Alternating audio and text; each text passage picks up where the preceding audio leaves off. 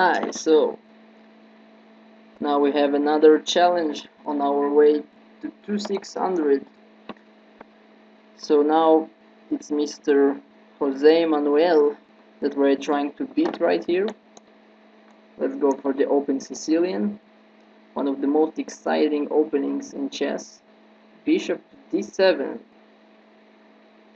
Now, this is a strange move, so usually black automatically plays his knight on f6.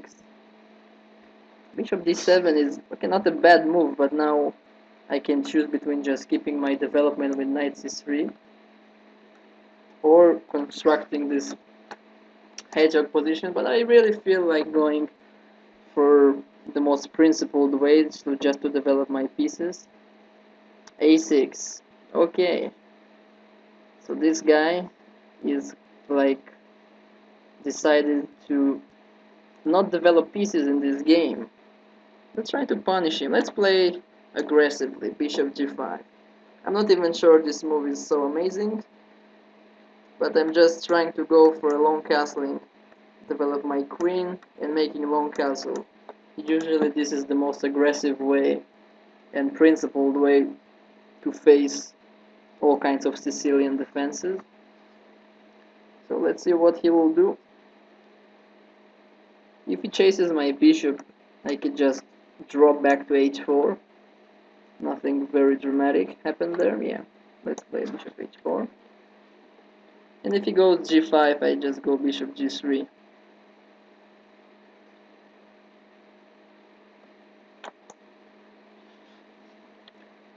Yeah, maybe this is a smart decision by him, but e5, people, really? e5 is a horrendous move. He's giving me these two squares for the knight for free. Yeah, now I can do a lot of good things. I think knight f5 is the most principled. Now if he takes, he will have a lot of big holes in his light squares. I will put my bishop on c4, and I will have a nice target to attack on f7. And I think things looks grim for him already. Yeah, now my bishop would be extremely strong at c4. Let's do it. Targeting this pawn on f7. And additionally, because of his weakening of the king side, it would be quite easy for me to create an attack later on with the move h4 when I need it. Yeah, but first of all, let's try to take care of our king in the center of the board. Let's place the queen on d3 perhaps to defend the pawn on f5. Is this move making sense? I can also just play queen d2 and try to sacrifice this pawn. Okay, let's... Actually, I'm not sure.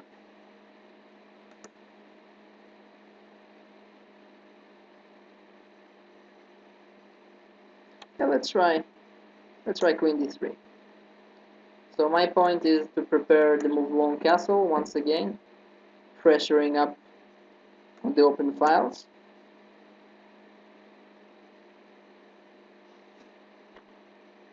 And then try to attack him in the center of the board or on the king side with the help of the move h4. So for example, I think if he now plays castle, I'll just play h4, going straight for the attack. And I don't like his position at all at this point.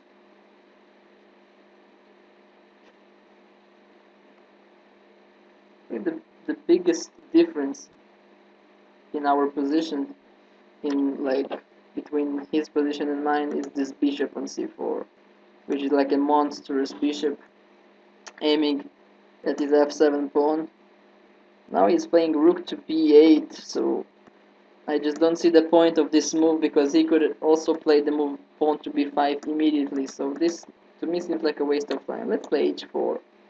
I want to open up a second front on the king side to create additional weaknesses for him. Now I just threaten to take to open up the h file for my rook. Yes, he plays g4. He wants to keep the game closed. Now I have a couple of nice options. I like the move pawn to h5. So to include my bishop in the game also. Probably that's what I will do. My bishop is kind of bad on g3 anyway. It's blocked by 2 pawns. So he's not contributing too much to my position. So maybe it's a good idea to actually exchange it on the knight on f6, which is a quite an important piece, controlling some important central squares, and also defending this pawn on g4. So if I'm able to get rid of this knight, I might be able to cause some unpleasant problems for him. Let's see.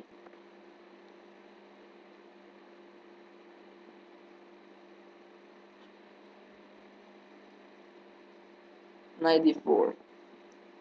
Probably that's a good decision, trying to get rid of my strong bishop, but I think I will just go with my plan of bishop h4.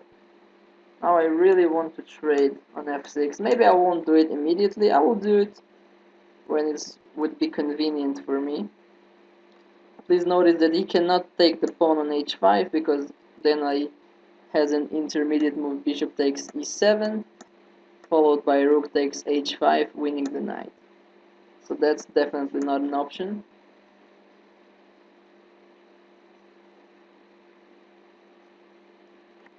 Another difficult thing about the black's position here, that it's very difficult for him to decide where to put his king, because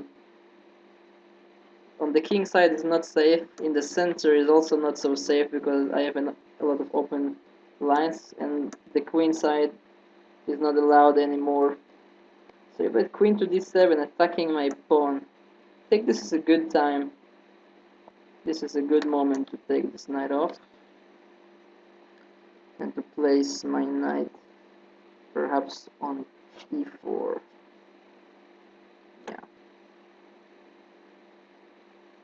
Yeah, let's do it. Another thing that I like, that now I'm clearing the way for my pawn on c2 to come to c3. So at the moment the only active piece that black possesses in this position is this knight on d4, which is a very active piece in the center, so I really would like to chase it away with the move c3. Now I'm threatening the move knight takes f6. And let's see, yes, and now on this move I actually planned just to advance my pawn forward. Let's do it, gaining a tempo on his bishop. Now his bishop has to go, and on the next move I'll probably play c3. And once his knight is disappearing from d4, there is nothing which kind of defending him from my attack.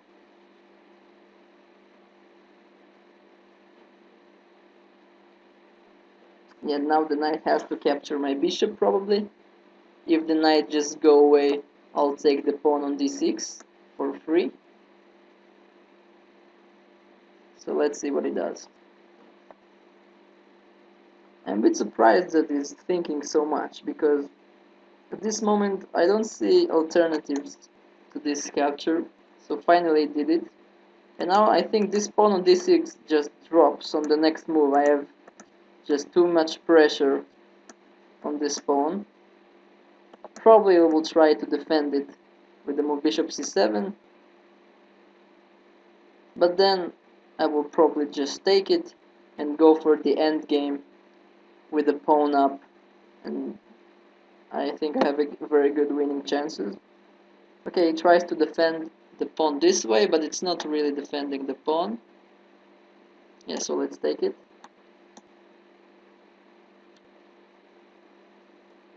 Yes, now I'm a pawn up. My attack is still going on. His king is stuck in the center. Oh, so he just gave me away the exchange.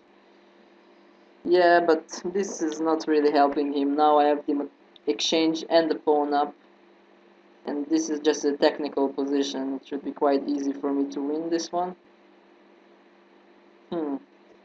Let's be a bit creative. Let's play rook h4. I just want to pick up this pawn on g4 with a check, and then it should be a very easy job to win the game. So it's already an exchange and 2 pawns for me. Should be quite easy from now on. I don't see any big chances for him to put resistance. Yeah, probably now I'm going to play the move rook to g7 on the next move.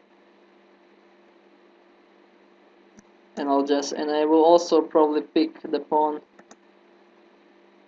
on f7, and that way I will also have a passed pawn.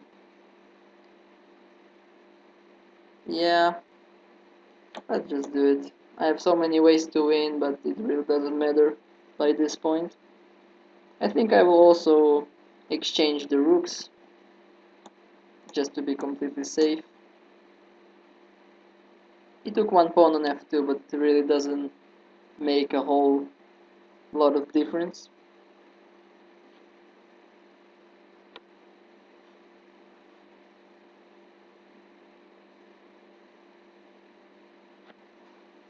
So meanwhile he's thinking, I think I've mentioned it before, but I will mention it again. So tell me in the comments below if you like this format of me playing classical games and commenting on them, or would you prefer seeing like more fast games like Bullet or Blitz, which I also like to play sometimes, but I try to be kind of professional, focus on playing longer games, so I could also train myself, do some play some more interesting games, train some openings. So I would prefer to play classical games, but I really don't mind if you suggest something else on the comments, so let me know what you think. Also, some people suggested that I should put some background music or something for the videos. So if you think this is a good idea, you can also mention it in the comments below. And in general, I would really appreciate each one who's watching this video, if possible, to subscribe to my channel. Sometimes I'm busy with some other things in my life, but occasionally I try to upload some high quality videos for you guys. So yeah, once again, the guy is continuing to play. Yeah, finally he resigned. He understood he has no salvation. Let's quickly analyze the game. So I think he played the opening quite poorly. I think this move e5 completely destroyed his position. You see now he weakened his central squares completely, and this harmed him throughout the game. Yeah, I think this position is already very good for white. Yeah, so it seems like throughout the game I held the advantage, quite a solid advantage. Here my computer doesn't like my move pawn to h5. He just suggests knight to e4, which is interesting because it's threatening the move knight takes c6, but I thought he could just take me and play h5. But the computer seems to like this position very much for white, probably because now the bishop and the queen are very nicely centralized, and maybe I can also improve my rook's position. So it also looks very nice for white, but yeah, I think my position was so good that anything should be in my favor. Yeah, now my position is already very good, like a +1 according to the computer. And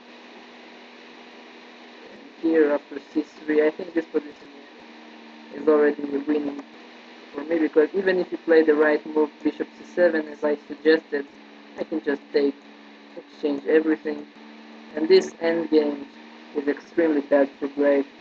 It's not only that I'm a pawn up here, I'm about to collect another pawn on a6, and I also have other very easy targets to attack with my rook, perhaps from this angle or from this angle. So practically black is losing here, in my opinion. So thank you very much for watching. I hope you enjoyed this game. See you next time.